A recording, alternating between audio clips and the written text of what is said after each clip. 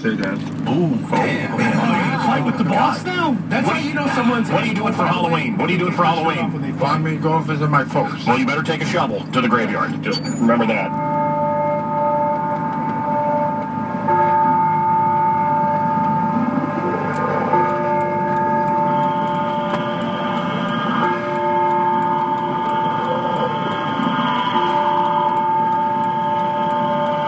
Father, welcome to the program. Really appreciate you coming on. How are you, Father? Pretty good. So, you know, what did you experience, or what do you know about this house in Gary, Indiana, that they're calling the portal to hell?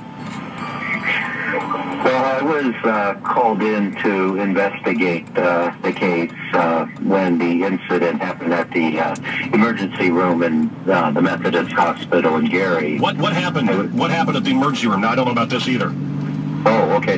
That's when the 9-year-old boy walked up backwards on the wall and flipped over the grandmother holding his hands and looked at the professional people in that emergency room, a doctor, the Child Protective Service agent, and the nurse who ran out of the room.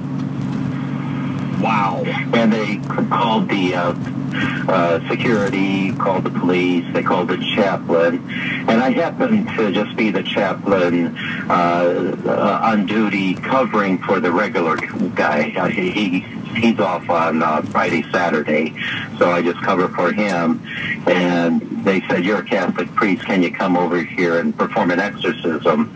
And I said, "Well, I have to get permission from the bishop and conduct an investigation, but what you have, if that's described by professional people, there's something quite real happening." This kid was walking up walls backwards? Is that what you're telling me? The one time. Yeah. The one time. Yeah. And so did you go to the scene? No, I gave them my contact information to meet with the family, but the children were taken away at that time. They put 2 of them with the Carmelite home in the area in the Chicago, and another one was taken to a lockdown psychiatric unit. And but I met with the mother and the grandmother. Now, Father, do you believe that you met at that home? At their home, where many things are occurring. Okay, so do you believe it's mental illness, or do you think it was something supernatural happening? Well, what was described by professional people, the only explanation would be that something supernatural. So, but I was going to try to get to the bottom of it, what brought all this in. So tell me what you've learned from talking to the family. Well, talking to them, they described what happened when they moved into the house. They'd been living there about 6 months before they ran out of the house. And that was the first time they went back after a couple of weeks. But what kind of got the authorities involved was their children weren't showing up for school. And so they were going to take the children to a doctor. And when they went to the doctor's office, things were happening in the doctor's office. One boy was picked up and slammed against the wall, and another one was kind of growling and saying it's time for people to die. And both of them went unconscious after it would like jump from one to another, and then they would go unconscious. So they called in the ambulances to take them to the emergency room. And then at the emergency room, one of the boys, the youngest one that was locked up, he was about 7 to 8, it took about 5 guys to hold him down. And he was growling and flailing, and they had to finally sedate him. So the interviews you did with the mother and the grandmother in the house, how horrified are they at this time? Yeah, that was the first time they would go in the house after the leaving. Mm-hmm. And I blessed the house in the beginning, as you usually do, and then I talked with them for 4 hours in total. But the first 2 hours were without incident. But there was something that was mentioned during their description of the whole course of events that kind of raised a red flag to me that the possible person to kind of bring at least some of the stuff on was her ex-boyfriend, the mother's ex-boyfriend. Was he into the occult? Is that he was doing things in the house, you think? Not in the house, because she actually went to that house to get away from him. He was stalking her, and he eventually found out where she was living, I think following her from work or somehow he found out where she was living. And there was already things happening in the house beforehand. What sort of things, Father, what sort of things were happening in this house? What sort of things?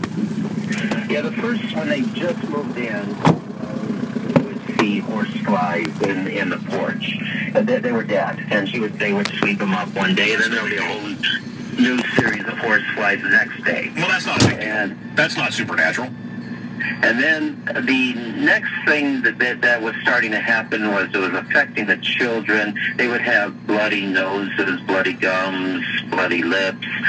Blood would kind of be coming on, on their pillowcases when they were at school. All of a sudden, one would have to be sent to the nurse's office because of that. All right, what else? Then later on, the mother had 3 kidney ailments.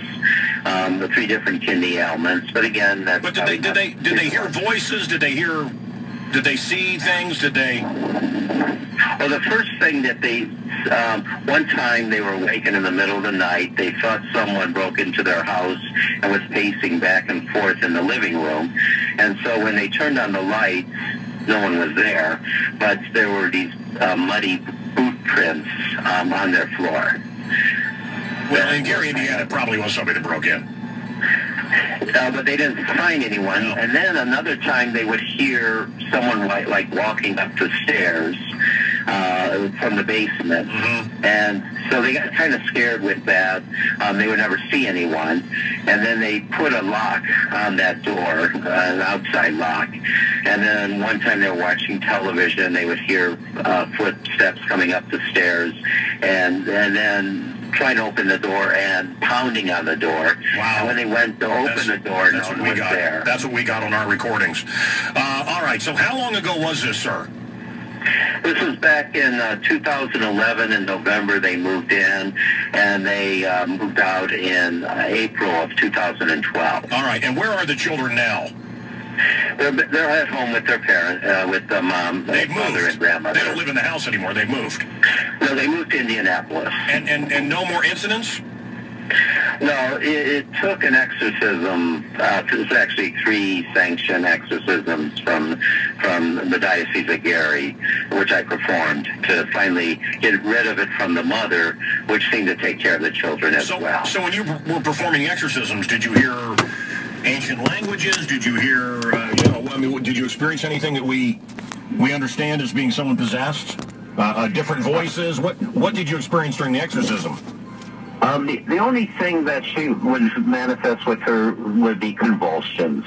She would be triggered by different things, would start convulsing. The convulsions would get greater, and then eventually they kind of dissipate, and then she would fall asleep. And when she fell asleep, it kind of indicated that at least one of the demons we were working at to get rid of. Did you get a name? Did you get a name? Did you get a name? We got a name on the second exorcism. Before the second exorcism, we got a name. I don't need to hear it. I don't need to hear it. I don't need to hear it. No, we can't say it anyway. I don't want to say it. I don't want to say it. Anything else that you think people should know, Father? Yeah, I would just say, there's always a danger with playing with the occult. Agreed. Ouija boards, tarot cards, all this stuff. All that stuff, yeah. Oh, no, this is good. We do it for good. Oh, this is good. It's like having good cancer, guys. I've been around this for years. Oh, it's colon cancer. That's not as bad as liver cancer. Tarot cards and Ouija boards and astrology and psychics, and I'm telling you, stay away from it, because you never know what you're going to unleash upon yourself or your children. And I've seen it time and time again where people think it's just cute. Oh, it's just fun. And it takes over their lives, and it destroys their lives. You want evil? It's there. It's waiting for you. You want darkness? You want to see if it's real? Oh, it's real. But you won't like what happens. Yes. Go ahead, Father. You can say something else. I didn't mean to. Oh, no, you said it very well. Thank you. Thank you. St. Stephen, martyr, Catholic Church. He performed 3 exorcisms on the mother, which saved the family. And they escaped what's being called the portal to hell on Carolina Street in Gary, Indiana. I did want to follow up one final question here because I'm just, before I hang up on you here, Father, and again, thank you for coming on. But what was the boyfriend involved with that brought all this evil on the family? Yeah, we don't know exactly because witchcraft?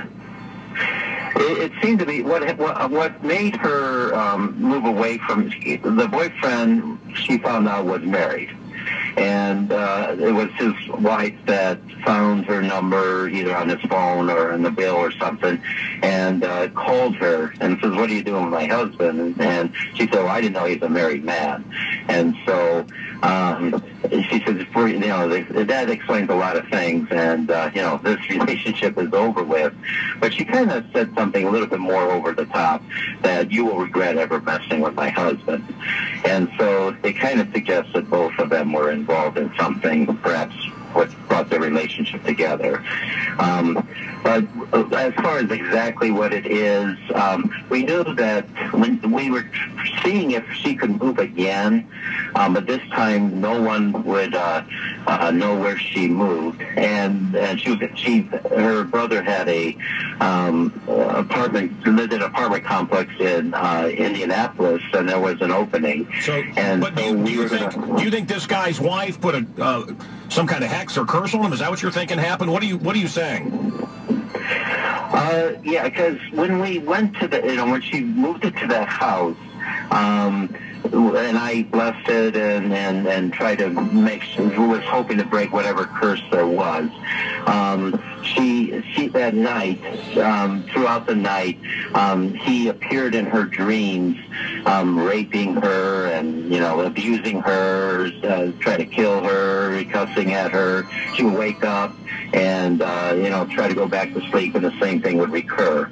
And so it looked like that wasn't enough to break it. And so eventually we would have to go with an exorcism to try to break whatever curse there was. We found out when the relationship first started, that she was missing a pair of Air Jordan tennis shoes, also pictures of family members, including a picture of the family which she wanted to put up, enlarge and put up in the home. She never suspected him. She thought that it was the children or the mother, her mother, that were taking these things, but there was something strange that he asked for on the first night he moved in. After they made love, he wanted a pair of her underwear, the actual underwear there. And she said, "What? Are you crazy?" And she's not sure if he just took it because she had so many pairs, but we kind of think... Will he use it in some kind of ritual? Is that what you think? Yeah, some sort of ritual with those things. Wow. Okay. Thank you, Father.